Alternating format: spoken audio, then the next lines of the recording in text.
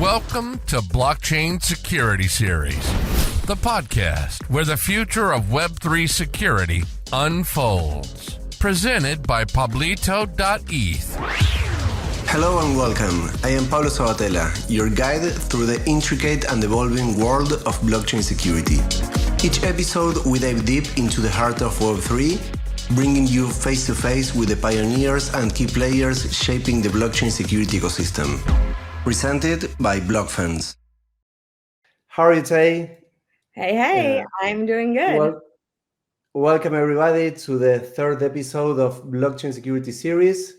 Today we are with Taylor Monahan, security researcher at Metamask.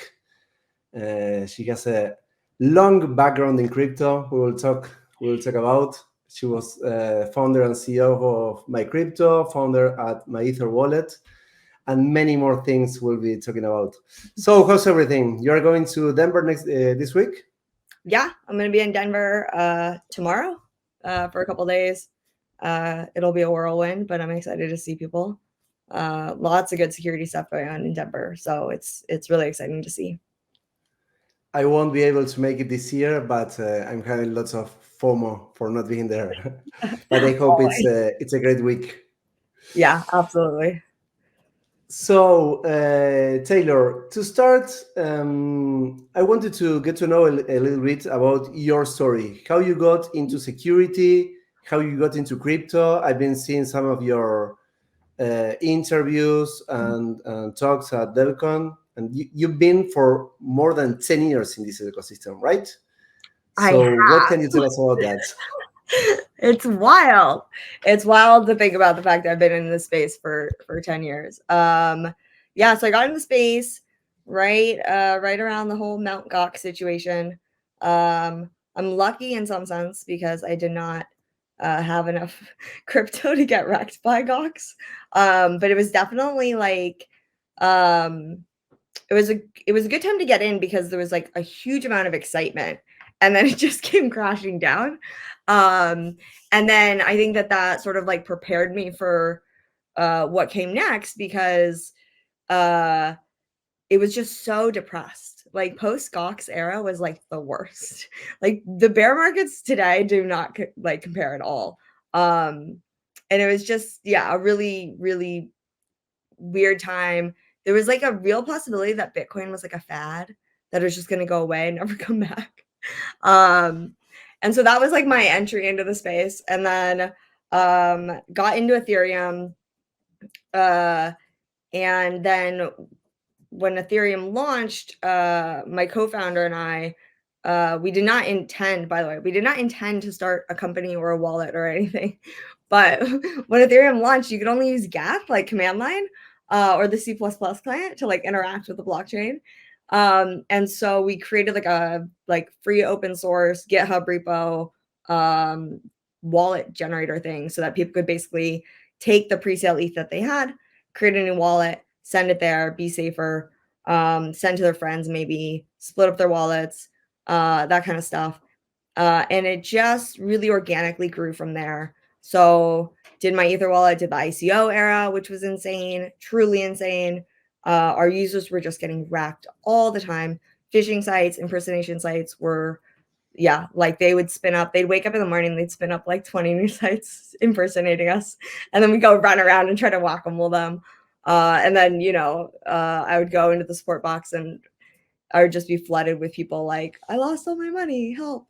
And then fast forward, because we never intended to start a company or anything, it got a bit hairy in there. And so we did like a brand fork. And me and the team kept building essentially the same product. It was an evolved product by that point, but that's what MyCrypto was. It was an evolved, very advanced user focused, power user focused, offline, still works today, has a desktop app. And then fast forward some more. And, MetaMask was growing. We've always known the MetaMask team, they're OGs as well. And MetaMask was growing at just an insane rate last cycle. And at some point I was talking to Dan Finley, who's one of the founders of MetaMask. And it was sort of like a passing comment, Like, man, our teams are so good together. Like, they're on the same page and stuff. And the conversation grew from there. And so we ended up about 2 years ago now, we merged MyCrypto into MetaMask. And so now my team is all over consensus. Some are like building MetaMask snaps, some are building MetaMask proper, some are doing marketing at consensus. And it's been a really super amazing thing because I have offloaded all my CEO responsibilities. And now I get to just run around the blockchain and chase bad guys and help people and like do the things that I really love. I was never really like a big fan of like the day-to-day managing stuff. Payroll, hate payroll. If I never have to pay payroll again, I'm happy. The responsibilities of having a team, like people's livelihoods, was it was great. It was like fantastic. I loved every second of it, but I'm not gonna go back. I got some questions there. So, how did you start specifically with security? How did you end up chasing bad guys? You started with security previous to crypto, or you started first with crypto and then security? Yeah. So I was in like advertising marketing space. So I was like a front-end developer doing like WordPress sites. I would build really amazing WordPress sites for clients. And so when we created the original MyEtherWallet, I did all the front end and the design and stuff, but it was like, it was sort of like another like quote unquote client project. Like it was like, you know, my partner did the back end and the technical stuff and I was doing the front end. The difference was that it's not WordPress. And I had a good grasp on like keep your clients WordPress is updated so they don't get wrecked. Very simple. Enter crypto, and it's like you hear the horror stories all the time. And I was in a position where I knew just enough to be absolutely terrified, but I did not know enough on like how to actually prevent bad things from happening. And so I just ran around being scared all the time. And over time, thanks to like my co-founder, thanks to other people in the space, over time, I basically, you know, got really good at security, I guess. But it was really a learning experience on the fly, and mostly because I was scared shitless. And there I had a question that we're going to talk a bit about this later, but you talked a bit about the point. We always say that we want crypto to have mass adoption, right? And if we want mass adoption, we need the ecosystem to be more secure, right? That's, for me, it's one of the most important thing.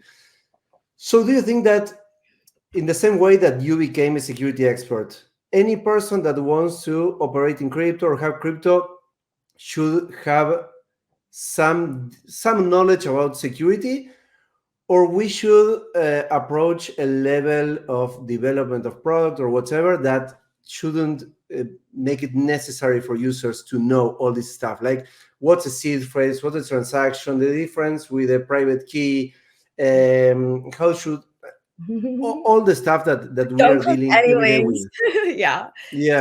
Don't click anything. Like the day that the ledger exploit happened, just don't touch EFI, don't touch EFI. That was like the best thing to do. It was like crazy.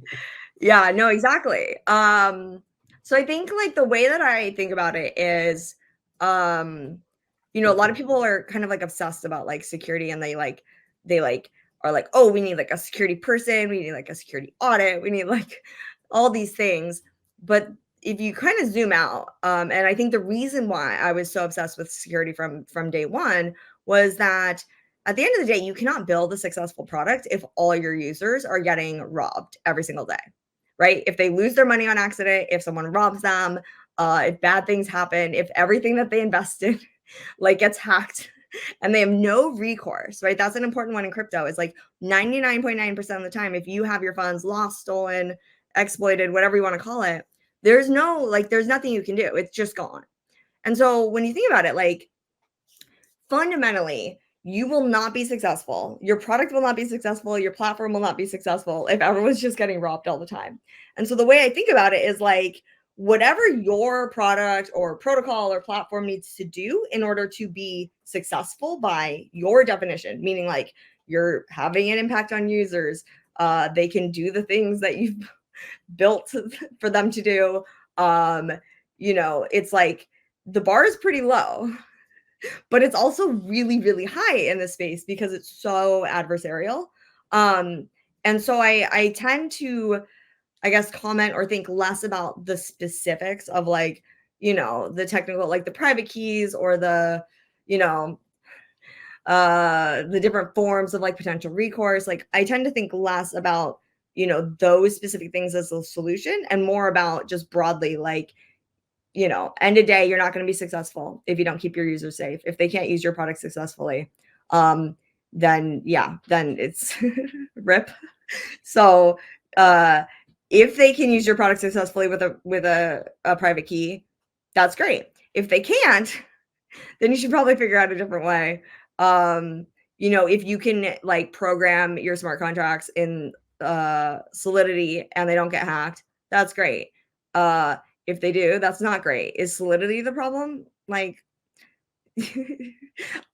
I don't think that if we, just change programming languages, it's going to solve everything. It's up to like every single individual like team and product and developer and builder and, all of that to figure out what works best for their situation and then actually execute it, right? Don't just dream about it. Actually deliver the goods, please. Yeah, and there's something really interesting that you said your Delcon talk regarding that in TradFi and in the traditional world, we have many layers that protect the user, right? If I lose access to my bank account or an attacker gets into my bank account, I can lose the money that I have there, but there are some layers of protection. Yeah. Here, this thing of being permissionless and our keys, our coins, all that has this disadvantage of, as you said, for example, you have a DeFi protocol, you have all the audits that you need to have and whatever, but somehow some guy found the bag, it was a black hat, all the funds are gone. And that's like the end of the story for that protocol, for that dApp, for all its users. And it's like really, really complicated. In fact, I remember that I think it was like 2 months ago that it was reported a bug in Aave V2 by White Hat 2 or 3 months ago. And I remember that I was thinking, we're very lucky that this was reported by a White Hat, because if that hadn't happened, like Aave V2 it's like something core that one would think, how many protocols have been audited so much times as this? And you can find the bug anyways, right? Every software has bugs, and it's, I mean, now I'm going to the question. Vitalik says that one of the things that could change security for smart contracts is formal verification, right? Yeah. So what do you think about that regarding smart contract security, for example? I really like over the years, and maybe I'm wrong on some of them, but over the years I tend to not believe that anything is like a solution. And I hate to say that, but it's like truly I've been rugged so many times by so many people saying, oh, if you just do this, then this will be fine. We won't have any more hacks, right? Whether it's formal verification, whether it's audits, whether it's like transaction simulations.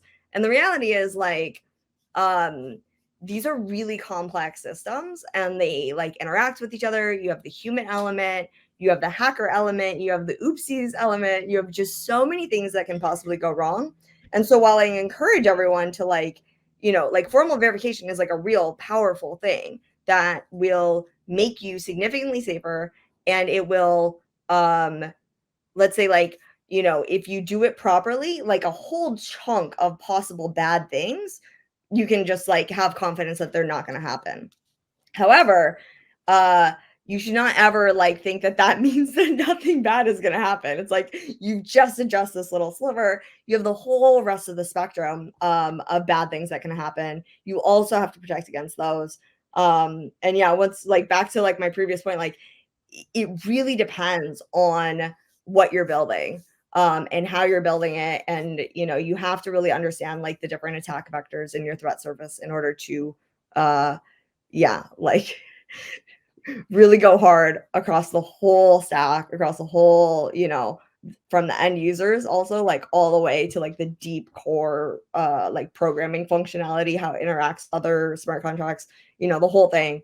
You really have to dive deep across all of that in order to ensure that you're not going to wake up one morning with Sam in your DMs like, hey, what's up? Like you. Yeah, I agree. So you started in 2013. What things do you find that are happening regarding security and incidents that are exactly the same? Like you said, we had many phishing websites that were trying to impersonate MyEtherWallet. What things you see them and you say this could be 213 and it would be exactly the same? And what has changed a bit, right? Perhaps more regarding the OPSEC side, right? Operational security. Yeah.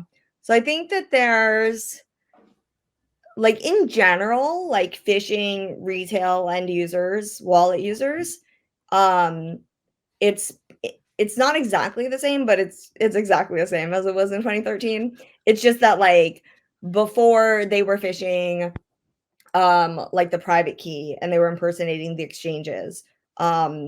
And it was sort of like, I guess, closer to the core of their being, right? They would steal the private keys, or they would like just phish exchange accounts because exchanges didn't force 2FA, et cetera, et cetera. So it's evolved in the sense that now we have like drainers as a service, approval of phishing, permit phishing, those types of things. And those are actually like far more popular these days than like private key phishing is. But the mechanism, right? Like the mechanism by which you have sort of like these broad attacks to phish users, semi-target attacks, and then obviously like really hardcore spear phishes, that's completely unchanged. It's just like sort of the very final end mechanism has evolved over time. And then the other thing that I'm actually still like quite surprised by is just how prevalent centralized exchanges are, how much volume they're doing, and how little oversight they have, and transparency they deliver to like their users. I'm not one to say that like, oh, regulate the exchanges. Like, I don't think that's actually going to solve much, but I do question just fundamentally, like, how the heck have I been here for a decade and like FTX and Mt. Gox were not that dissimilar at the end of the day, right? Like the balance sheet got screwed up. Fraud, accident, somewhere in between differs between the two. But at the end of the day, the end users didn't know the balance sheet, right? Period. End of conversation. And then everyone woke up one morning and it was like, oh, there's no money left. Good night. And that's absurd to me in the cryptocurrency space. I'm just shocked by that, to be honest. Yeah, and some people say, okay, this is better for the long term because people really understand the value on having your own keys and having your own assets. But I think that the person that lost all of their money in FTX or MTGOX, it's very difficult for them to understand that this is your key, this is an exchange, this is whatever. For them, it's like, I went into crypto, I lost all my money, that's it. I'm not going back. Yeah. For lots of them. Exactly. The churn on users who got like really wrecked, especially if it's something that was really out of the blue and then completely wipes them out, they don't come back. Like they hate crypto. Like the people on Twitter who hate crypto, those people, a lot of them used crypto for a bit and just got railed. And I think it's a really bad experience for everyone. And yeah, like we are eternal optimists in this space. And so like an exchange will like get completely destroyed, huge amounts of fraud, people go to jail, and everyone's like, well, it's good now. Because people will hold their own coins. And it's like, okay, guys, sure, yes, that like the sliver of optimism, I appreciate it. But at the end of the day, like we have to evolve past this shit. Yeah, I agree. So now I want to talk a bit about some of the investigations you have been into. You dedicated a long time to these wallets incidents that started last year that I want you to talk about. That they they seem to be linked to a password manager. So how did all that start? How did you work it? How was all the investigation process? What things did you learn in all the process? I want to know all about it. Yeah, this is gonna be fun because I'm gonna have to go back and listen to myself on Defiant because that was a lot's been learned since then. So for listeners or viewers who have no idea what we're talking about, I did a tweet thread. It was like April 17th last year. That got a lot of attention. I would say that I went viral. It was crazy. About this very specific sort of set of thefts that I was watching on chain. And it was far bigger than I thought it was. And it had some like really unique attributes. Most of the people that were having their funds stolen, it was like really out of the blue, no malware. They're smart people. They were integrated into the space, security conscious people, builders. One was someone who had worked for me since 2017. And let me just say that my team knows security. They don't like we hunt the phishing sites. We don't get phished. And so it was like just a really weird situation. It turns out we had actually been looking at these thefts for months prior to April 15th. It wasn't until April 15th that we were able to link them all back together. And that was a lot of the early thefts were suspected to be like Lazarus Group or DPRK type incidents because the root cause had been undetermined. And so whenever the root cause truly cannot be determined, you're seeing large thefts, you're seeing offline storage get wrecked, people automatically sort of like trend towards thinking it's Lazarus because there's a certain level of sophistication required in order to pull that off. The indicators that we saw in April, though, were not. The laundering is not Lazarus. The device details are not Lazarus. And so that was also really, really intriguing because we have like obviously a sophisticated actor, large amount of money being stolen, very peculiar on-chain activities. Most notably was the hackers swap all the users' tokens like inside their wallet, like in the victim's wallet. So most victims come to us and they report like, I was just on the couch watching TV or I was in a call. And then all of a sudden I just started getting Zerion notifications, just boom, boom, boom, boom, boom. And I look and he's dumping my this token and that token and this token. And then now I don't know, all my money's gone. And it's a weird one. Like hackers don't usually swap. Like they don't like load up the victim's MetaMask and then like swap all the tokens and then send just like the ETH out. They usually sweep everything to an address that they only have access to and then swap and then continue laundering from there. So in different transactions, they first swapped and then they transferred the ETH. So they had the potential. I mean, it could be possible that a victim stopped the attack or send this somewhere. Okay, but it seems to be something automated. It's perhaps weird, yeah. And yeah, not most, but a large number of victims have actually been able to rescue assets like during the theft. If they happen to be, it's like a luck thing though. But if they happen to be online at the time, they happen to see the notifications, they can often, like just they'll start sending their tokens out. We'll see like races. Like I'll have the theft address here and the victim's address here and their safe address here. And you'll see like do being sent out. They'll miss like. I got one question there. Sorry. Yeah. Were they using like flashbots or were they using the attackers or were they using like the normal mempool? Yeah, normal mempool, normal wallets. Okay. Like they use they've used MetaMask swaps. So we know that for some thefts they were using MetaMask. But they also use like Uniswap and 0x and all the dexes. So it could be like any retail wallet or multiple. So, this is not like an EVM exclusive thing. They steal Bitcoin, Litecoin, Doge, like everything. And so we suspect that they're probably using like a retail wallet or multiple wallets. Like they're using like MetaMask or Rabby or something for like the EVM stuff and the DeFi stuff. But if the person has like old like XRP, Bitcoin, Litecoin, Doge, those are showing up, and it's got to be like, Exodus, Atomic, one of the multi-coin wallets. Yeah, and they'll miss like if you have a really complex DeFi position or like a weird NFT, they usually won't steal it on the first go. It'll be like much later. So it's a weird attacker, bizarre. Obviously, root cause was unknown.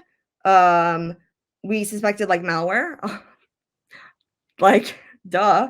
But none of these people had any malware. We did forensics. FBI had done forensics on previous cases. And so we started looking for, like, we just started like, brute forcing it, right? Every single victim that we talked to, we asked the same series of questions. It was literally 20 questions at the beginning. Devices they used, wallets they used, how long they'd been in the space, exchanges that they used. We looked at entropy a lot. Cryptographers love to think it's an entropy issue because most of the seeds were like very old. And then over time, it really became obvious that the only sort of like common denominator that we've ever been able to find, and at this point it's just like insane, is that every single one of them have used Lastpass, and most of them have been like long-term Lastpass users. Like most victims report that their entire life is in Lastpass. They have thousands of credentials in Lastpass, and that kind of stuff. So we were hesitant to say that it was Lastpass early on, very hesitant, because it's one of those things that sounds like, oh, it's a lot. Like, for those that don't know, Lastpass basically had a huge breach in August through October 2022. And so because people had like Lastpass like on their mind, this hack, they're like, oh, well, Lastpass got hacked, therefore the Lastpass hackers can now steal all the crypto. And it just doesn't, there's like, that's not the easiest like answer. And so it wasn't until we had talked to hundreds and hundreds and hundreds of victims. And there were two things that really changed my mind on the Lastpass aspect. One was that that everyone used Lastpass. Most like recall storing those particular set of seeds in their Lastpass vaults. We had more than a few victims who, they have like 5 hot wallets that are more recently generated that are on their computer. People say like my primary MetaMask is fine. It's only this like old one that, I was using, I generated with MyEtherWallet. I've used it in MetaMask, but it's only that one that got racked. And so that, started ruling out this idea that they have, all these people are getting hit with malware. And then the final thing was really that, like, we have yet to find, this is going to sound weird, we've yet to talk to a victim who has never used Lastpass. And the way that like malware and info stealers and like log hunters and stuff, like the way that they work, right, is like they'll take everything. They will take whatever they can get. And it's, at this point, quite surprising that we've yet to come across a victim. Like, I think I've personally talked to like over 300 victims at this point. We also have like reports and information from other investigators that have come in. But I've personally had conversations with over 300 victims, and not a single one doesn't use Lastpass. And that is wild to me. And that's, over time, I just, it's Lastpass. I don't know how it's Lastpass, but it's Lastpass. Yeah, definitely. So there some comments on that. First is that we have the tools, but we are not using them correctly, right? We have a ledger, a Trezor, or whatever, a hardware wallet, and we store the seed phrase in password manager. So one of my questions is, when you made all these interviews, did people tell you, yeah, when I was saving my seed phrase in the password manager, I knew I wasn't doing the correct thing, or they thought that was okay because it was password manager and you had a master key and the password and the encryption and the vaults and whatever? So there's a few different types of, like, I guess, like reasons or how it came about. Obviously, all the victims are 2020 hindsight. Like, I was so stupid. And it's really, I want to emphasize this. every single victim already blames themselves for the loss. They circle around in their head. It impacts their entire lives and livelihoods. Most of these victims are losing 6 figures plus, the majority of their crypto life savings. Like it's really, really, really big. They already blame themselves. If you are on Twitter and a victim is like reporting their loss or telling their story, please do not blame the victim. They're already doing it to themselves. They don't need you to remind them. So that's the first thing I really want to emphasize.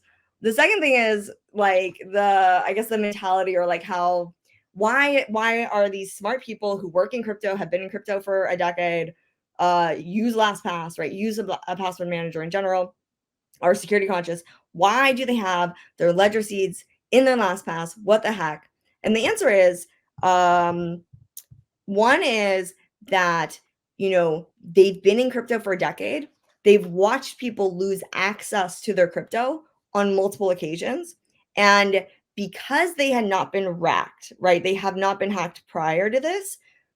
At some point, they determined that like the biggest risk to these assets is loss, right? Like their ledger breaks, their house burns down, et cetera, et cetera. And it's actually probably true to a certain extent, until this incident happened, right? Like in general, I would say that's actually a pretty logical assumption. If you've never gotten malware, you're very careful, you have segmented devices, et cetera, et cetera. Like losing access to your phrase or having some weird thing happen where you lose access to it. One guy like had his, the OG story, the guy who accidentally threw away the external hard drive that had his Bitcoin keys on it. Now billions of dollars in a dump somewhere, like that kind of stuff. Another one is that the seeds in question weren't necessarily their ledger or their Trezor seeds. They were like their hot wallet seeds. They were already on their daily device. And so they weren't necessarily like they weren't necessarily thinking that by putting in their password manager, it's still cold. Like, no, these were hot wallets. These were daily driver addresses, had their ENS names on them, etc. And for that risk assumption, it's like, okay, well, it's already in my MetaMask. It's already on my computer. I access it all the time. I don't keep my life savings there. But if I have it in my password manager, that's a solid like backup place for it, etc. The other thing is that a lot of the losses are really remarkably big because a lot of the people have been around for years and years, and they've just got a bit complacent because they haven't been hacked before. And so because value has gone up, because they've like opened positions over time that are really hard to move sometimes, it's like it never, like, even if they know they should not have $1 million in this hot wallet that's been on 5 devices and it is in their LastPass, it never quite makes it to the top of their to-do list, right? And especially because, again, these are not people that have been hacked. I think that, like, for most of them, if they had had a real, like, close call security incident, that would have pushed them over the edge because they knew better. But because they hadn't, because they had been so secure for so long, it had never gotten there. And I have a quote on my Twitter from one of my friends that had about 3 million, 5 million stolen. Well, huge amount of money stolen. And the first thing he said to me is like, because he had seen my first thread on it in April and he didn't get wrecked until August. But he said to me, he was like, whoa, I bought a freaking new crypto steal. I bought a new freaking ledger and I hadn't taken the time to do it yet. And that was like probably the thing that, like, that's why I restarted the thread in August and went so hard, because I was like, you read my first thread and it wasn't enough. And I feel super guilty about that one. That one hurts my soul, to be honest. I know so many people that have the ledger like this at home, but they haven't configured it yet. Yeah. But I think that most of the people I convinced of buying this never configured. Yeah. And it's I'm like, it's like a thing that you have to do, and then if nothing bad happens, you don't end up doing it. You mean to do it. It's sitting right there, but you never end up doing it. And then the bad thing happens and it's too late. And that's why I like consistently, I bring back the tweet thread like once a month. We post new numbers, try to scare people. Stop what you're doing. Put your gold, put it on your gold, create a new wallet, split up your funds. That's my biggest recommendation these days. There's so many attack vectors. Put them on different things. I don't care what those things are. Put them in different places. Store them separately. Store them differently. Because again, the victims, especially these like OG victims, the ones that are like not devastated by these hacks are the ones that had like were very active over the whole sort of crypto lifetime. And so they had so many different little piles and stashes on different chains and different wallets, like generated in different wallets.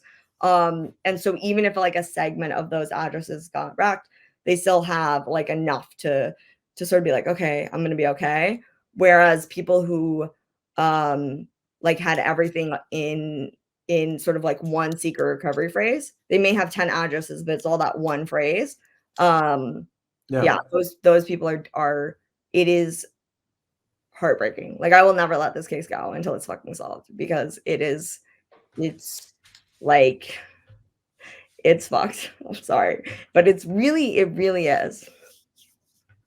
Yeah, I agree. And regarding the ledger and why people don't put so many security features or configurations, I think that one of the things is, for example, I always tell people, okay, when you do the ledger thing, you need to have 1 hour, nobody around, the paper, and perhaps it's so like they feel it's a so big responsibility, right? That they never do it, right? Yeah, like so many things.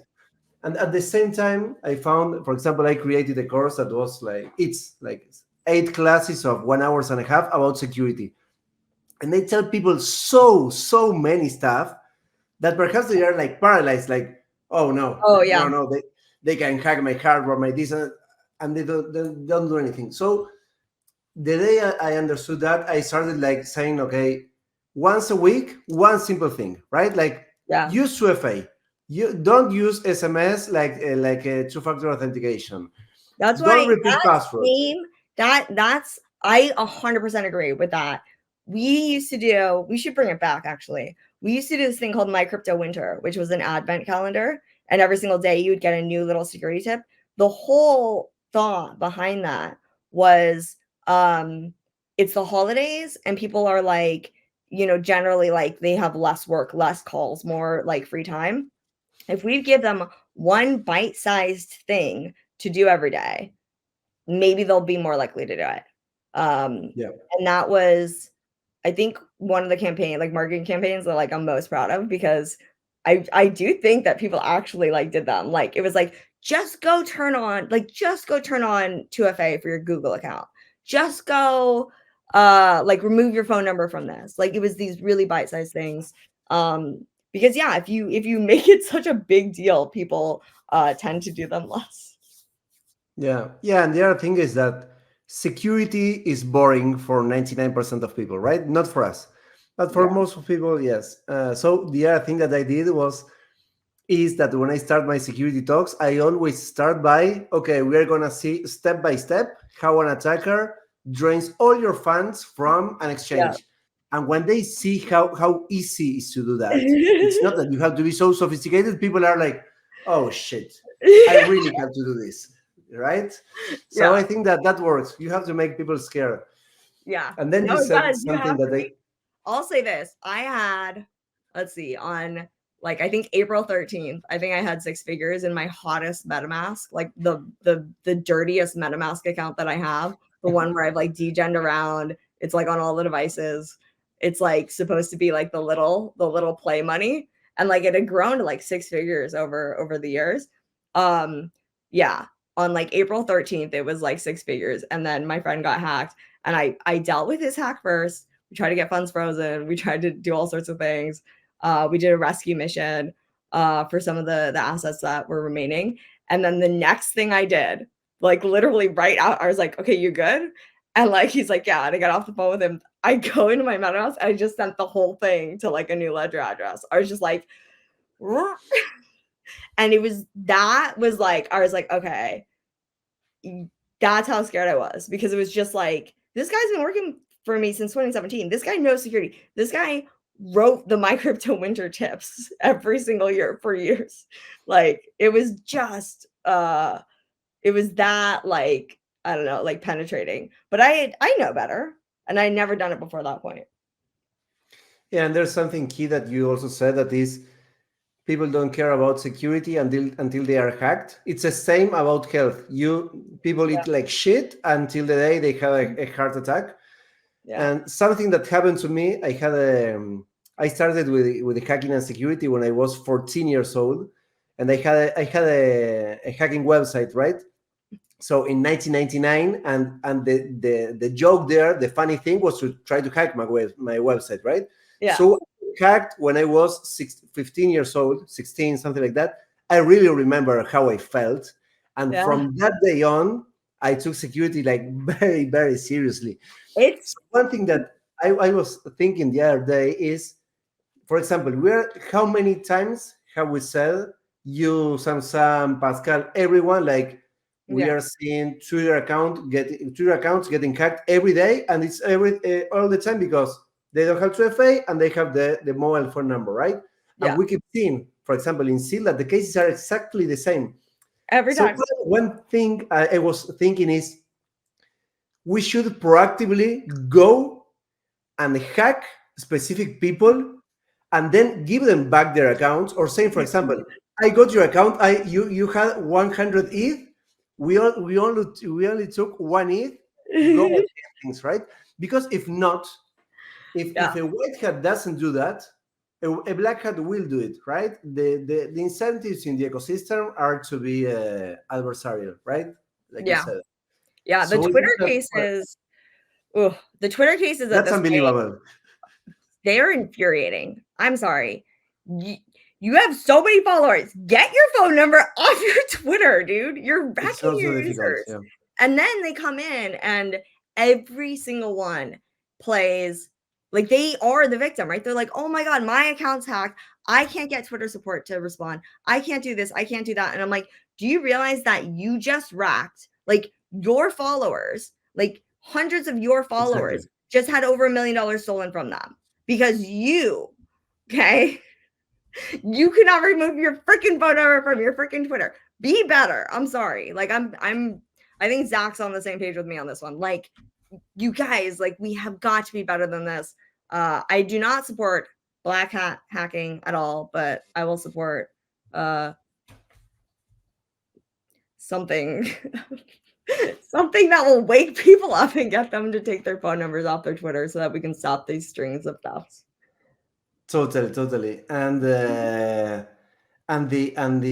other thing related to that is that, for example, Rocket Pool had their Twitter account hacked on January 17. They haven't recovered it yet. Yeah, it's absurd. So more than a month, and they don't have their account back. They still don't have it back. And this is what I mean. It's like, after the fact, it's so obvious. Like, that's their marketing platform. That's how you engage with your audience. Discord is the same way, right? Like, you build this huge ass community.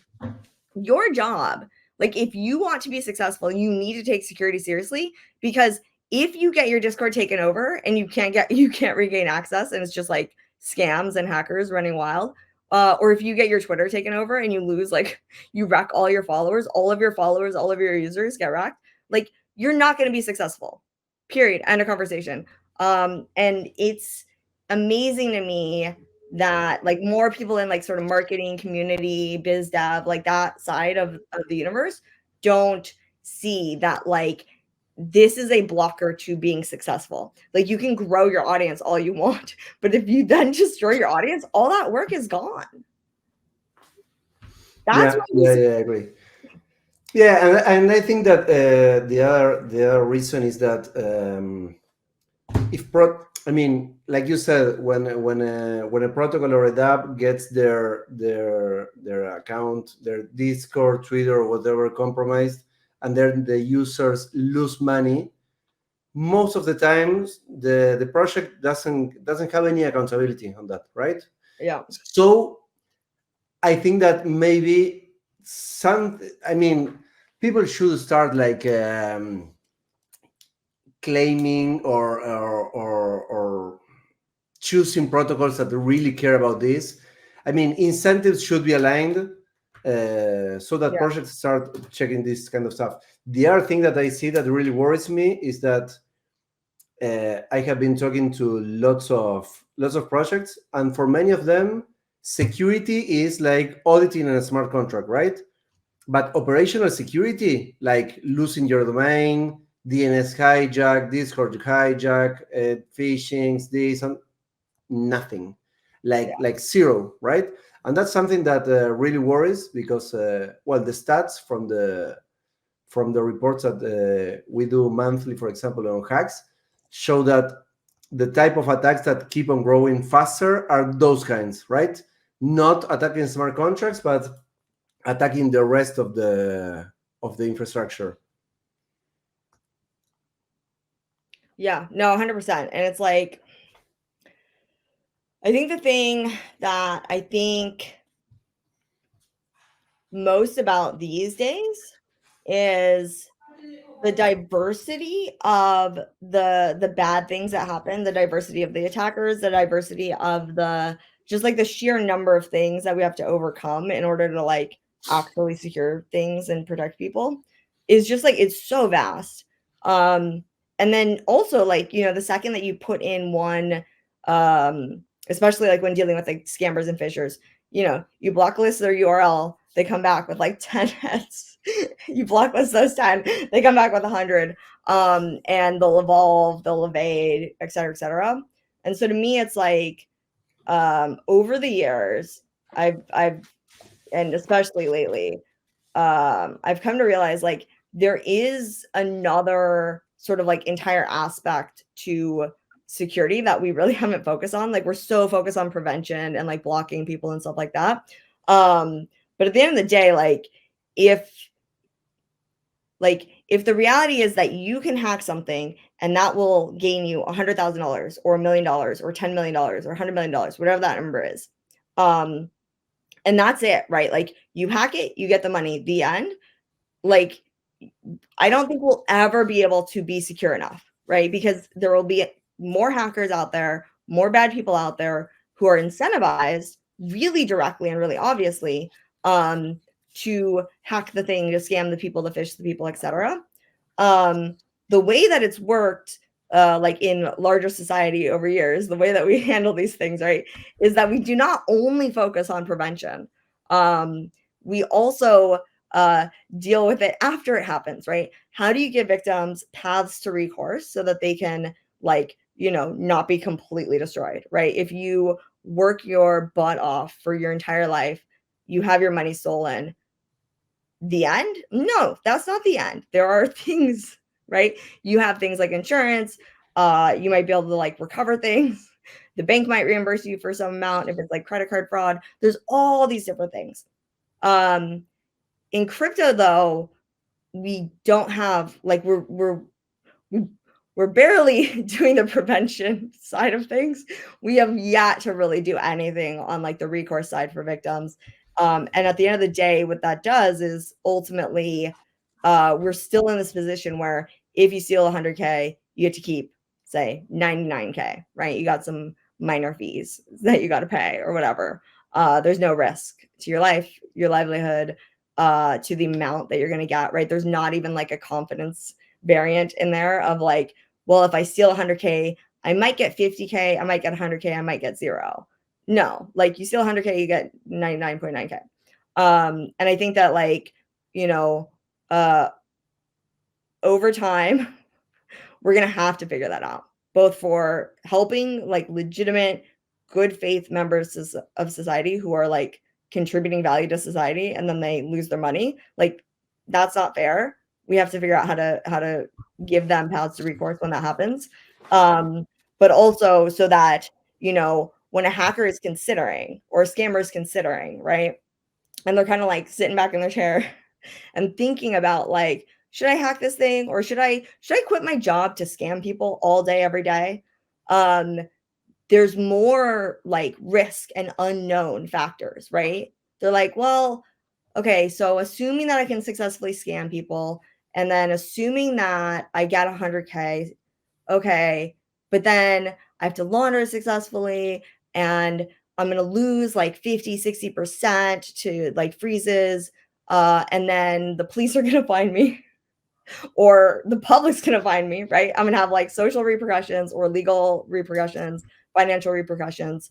And then, you know, when you get to that point, it's not necessarily that they couldn't steal the 100K and be profitable, right? It's the unknownness, right? And because we are generally like social good creatures, you know, that unknownness plays in sort of like the good side's favor a lot of times. If it's a big risk, if there's a lot of unknowns, you're gonna be like, well, I don't know, maybe I won't quit my job and scam people all day. Maybe I'll keep working my job. Let's do that. And that's sort of how you have this balance. And right now, crypto is very much out of whack. Like I said, we're barely conquering the preventing bad things from happening, let alone the like post hoc how we address bad things. There's been, you know, some good incidents. Like Euler is a good example of, you know, sort of a recourse, let's say. But you know, Euler hacker, where's the dude, right? It's a joke. So we'll get there. But you know, he was an Argentinian guy. Oh, I don't know where he is now. I talked with him. That was a very, very strange case. Yeah. I up to today I cannot understand what happened, because the guy seemed to be like pretty sophisticated because of the attack he did, but he didn't know how Tornado Cash worked, right? So it was like, what the fuck? So he was that was wild. That's a good example of like a wild one. I don't know. Yeah. Yeah. And that's what brings me to the question is that black hats, right? How a criminal mind works. Do you think that is someone that says, okay, I am 100% dedicated to be checking contracts all day, and the day I found something, I go and I hack it, right? And they work with a VPN, and they are careful about checking the GitHub, or when they ask questions in the Discord, or this and that. Or perhaps it could be, I don't know, a security auditor that works and is doing bounties, and they reject a bounty from him and they get mad, and then they say, okay, now you're going to have it. Or how do you think that works? And also, how do you think that perhaps the industry should have like better standards or protocols or procedures on how should some things work? I mean, for example, now with the seal, I think that there's some very good things going on there, some procedures, or a place where a white hat can go when they found something, and that will be like pass on to the protocol. What do you think about that, given your experience in different kind of attacks? Yeah, so the mindset, there's like a few different types of like, I guess like hacker types. The Euler hacker I put in this category of like they're just sort of going with the flow of life, and they're just walking on the road, and then like somehow they like end up exploiting this thing. There's not a clear like connection. It's not like they made a decision to hack things. However, at some point they did decide to hack things. But I think a lot of those types don't necessarily think that they don't necessarily see themselves as like a bad person or a thief or a hacker. And I think that's why in the Euler case specifically, we saw the guilt come out after the fact. Like he did it and then he's like, oh my God, like this had an impact on people. He had never considered that before. And those are really, I think, more rare. Really interesting though, just fascinating how you can walk down the street and end up hacking something. But there also is, with both the Euler situation and other situations, there's like a huge amount of moral justification that goes on, where you know, they truly don't, like, nobody wants to see themselves as like a bad person or an evil person, or code is law, they say. And so there's code like is not law. huge amount of moral justification. And so when you talk to them, which, is pretty easy to do with like the younger ones, like the drainers. You can see how they interact. A lot of it is like, I think one guy told me, he's like, I'm only 16, like I can't get a real job. How am I supposed to get money? And I'm like, I was 16 once. I got a real job. Also, I didn't steal from people. Like, you know what I mean? It's like, has no one ever told you that we're all living the same life, dude? And then there's also the idea that as the victim doesn't have a name and the face, they don't see it as a crime, right? Exactly. But for example, I know lockpicking, but if I go to your home, I open your door and I steal things because there was a security, there was a bug somewhere, I am stealing from you. That's clear, right? Yeah, exactly. And that's the thing, is like, I don't know what it was in my childhood or whatever, but like the whole code is law thing and the moral justification just does not, like, it has no, I just think the whole thing is a joke when people try to like go through these mental gymnastics, because at the end of the day, like, don't steal from other people. Don't take what's not yours. Like, just don't. It's harmful. It has an impact. Like, you don't deserve it. They worked hard for that money. Don't take it. It's not yours. Like, if you want money, go freaking work for it. But yeah, you will also hear like, the moral justifiers, they'll say things like, like they should have secured their protocol more, like they deserved it. There's like a weird one where they like, they're a black hat and they keep the money. They never really even try to be a white hat, but they save the money. Like, the protocol would be wrecked by someone else, so I save the money. And okay, no. There's also like, that the victims, I think we saw this a lot with like Monkey Drainer and like the string of like Bored Apes, where these aren't victims. They're not, these are like douchebags on the internet, and I can steal their money and it's fine. No, FYI, no. They're people. Like, let them buy their stupid NFTs that you don't like. That doesn't mean they deserve to be stolen from. Sorry. And then, the other, like, sort of like the flip side of those types, right, are the more large scale organized, like, nation states sponsored actors fall into this, but also there's a huge amount of like Chinese syndicates that are running pig butchering scams. There's a lot of like large organizations, right?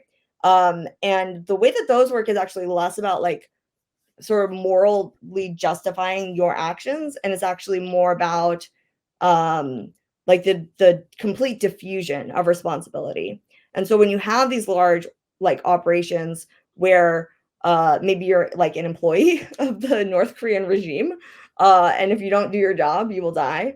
That's like one part of it. But in other cases where you're not in North Korea living that life, you're still able to like diffuse responsibility because it's more like a job, right? And like, you need to provide for your family, therefore I'm going to work for this operation to provide for my family.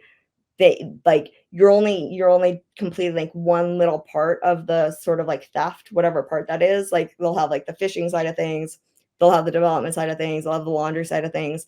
And so by spreading the responsibility and having sort of management levels in these like criminal organizations, there's not really any one person who ever feels like they're responsible, right? Like, the person stealing the money is like, well, it was all of those people over there that actually put me in a position to exploit this in this way.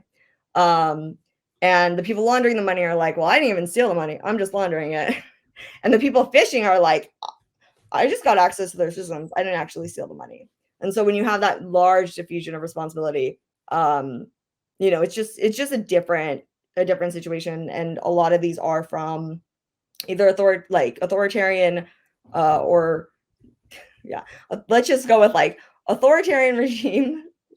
They live in North Korea, or similar like Russia. They live in Russia. They high amounts of corruption. So like China, Thailand, Laos, Malaysia, like Philippines, like you have a low like you want to work your way up, you can't work your way up, right? Like, you have class systems, you really have like no hope for the future. And then you have on top of that, we see a lot of those countries have like huge amounts of corruption. And so when you have that sort of like, call it fatal mix, your average person who normally would be a contributing member of society, a good person, like raising their kids, good friend, et cetera, those people are much more likely to end up working for like a scam center, trying to work their way up like a truly like organized crime, phishing ring, et cetera. Because yeah, like they look at it and it's like, what else are they going to do? How are they going to feed their kids? And it gets really interesting when you look at those and incentives, because it really is a business at the end of the day. And so when we talk about like incentives and, you know, making it more expensive for attackers, like reducing the amount of confidence that they have in the money that they can pull out, it's those larger operations, right, who are going to weigh the decisions and are going to adjust their choices. Like that's where that has the biggest impact. You're always going to have crazy Euler guy running around popping up like a crazy person. And that, you know, that is what it is. But for, you know, the majority of thefts on chain and phishing and drainers and all that, like, you really just have to like, you know, make it harder, increase the cost. And then also make it easier for your average citizen to work their way up in life, right? Empower them to take control of their future, get a good job that pays them money, have faith in their society and their government. All of those things contribute to the likelihood that they will, you know, that fork in the road, they'll take the good contributing path rather than like the, you know, morally justifying my indecent behavior and thievery path. Well, I have two more questions if you have some more minutes. Yeah, let's do it. So, what do you think about bounties and employees, right? I'm an employee, for example, imagine I'm a coder and I work at the DeFi protocol. I find a bug, right? A bug in production. Should I get a bounty for that or not? Because there are reasons to do it and reasons not to do it. What do you think about that? I've been discussing this with everybody all the time. I would say if you pay me for that bug, it wouldn't be so intelligent of me, but I could be introducing bugs to then report them, right? Yeah. But if you don't pay me for the bug, I am one of the persons that is most time like looking at that code, and one of the persons that most probably will find the bug, right? And I always say that in traditional security, it is known that most of the attacks are inside jobs, or they used to be inside jobs. Now I don't know if that keeps on being the same. And I don't have any proof, but I also don't have many doubts that in the crypto industry, the same could be happening, right? Yeah, that's interesting. Yeah. So ideally, like, you know, like when you're employed by someone, right? They are paying your salary. They're paying you a rate for like, you know, to do all of this work to add value to the company. You know, you also have like perks and benefits, right? You have like financial stability and maybe health benefits or whatever. But I think the thing about employment is like, you know, I don't have to like live day to day because I know, or I have a reasonable confidence I'm gonna have a job tomorrow, unless I am crazy or whatever. The issue I think in crypto with that sort of mindset is like, there's only like a certain subsection of organizations that are actually like, you know, sort of like organizations that employ people, right? For like the long term, right? Where like you get a job there. It is like a career job. There's a lot of like situations that are like anywhere from like a real like sort of long-term employee to like a random person on the internet. There's like a whole spectrum there, right? And I think that that's probably where I would like kind of draw the line. Like I'm an employee of my company. If I found like a bug, I would feel like it's my duty and obligation to responsibly disclose the bug to the team and get it fixed to protect my users and improve our product. And like that's what they're paying me for. I wouldn't feel like I deserved a bounty on top of that, even if I found the bug. However, if I was like, like a part-time contractor or like a random contributor or like a person who maybe like took like a short-term contract, like a fixed rate contract, right? Like do XYZ, get 5K. If I found a bug under those circumstances, that's where it gets a bit, I guess, different in my mind, because you don't have the stability in the long-term employment relationship. Like you were paid to do like this thing, or you're contributing to this thing, and that's it. And if you find the bug, is that outside of your duties, right, et cetera, et cetera. At the end of the day, though, for me personally, it's hard for me to answer this too, because like I don't like, I'm not motivated by the bounty, I guess. Like I get the mechanism stuff, but like me personally, I'm not motivated by the bounty or the reward or like whatever it is. Like if I can protect people, I'm going to protect people. And like I assume that like good karma, maybe some money, maybe some civility, like whatever it is, I assume that will get paid back to me in some way, shape, or form. I don't really dwell on it though. And I definitely don't sit there and think like, should I report this bug for this or this? But I get that people, some people are operating like that. So we'll see. Nice.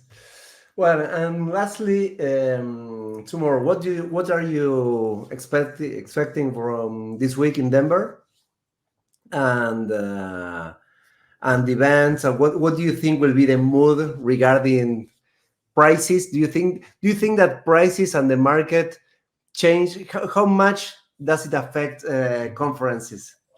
It affects them in the sense that like this year will be good. Last year was good. This year will be good. Next year will be a mess. That's the cycle. It affects them because like, there's only a certain sort of like when the price is going down, only the most diehard dedicated people go to the crypto conference. Exactly. Yeah. So those are my favorite. I do way more conferences than bear markets. And then as the price trends up, then things change. And then it's always like the 2018 ETH Denver, I think that was like a complete frenzy. Like it was completely insane. Same with like 2018 DevCon was completely insane, because it was like the market was going down, but we were still so high. And it was like marketers in suits and people selling you something. People would just like attack me, asking me to list their ICO. Get out of here. And I think, how I think Denver's gonna be, dude, I'm so excited to see people. Like I love seeing people. I love connecting with people.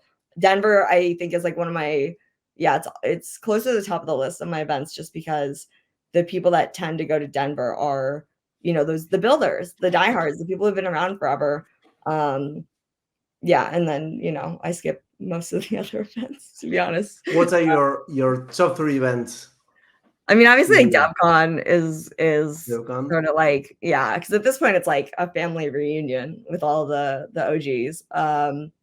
ECC is another one. I didn't go last year though, but that was like always just the vibes.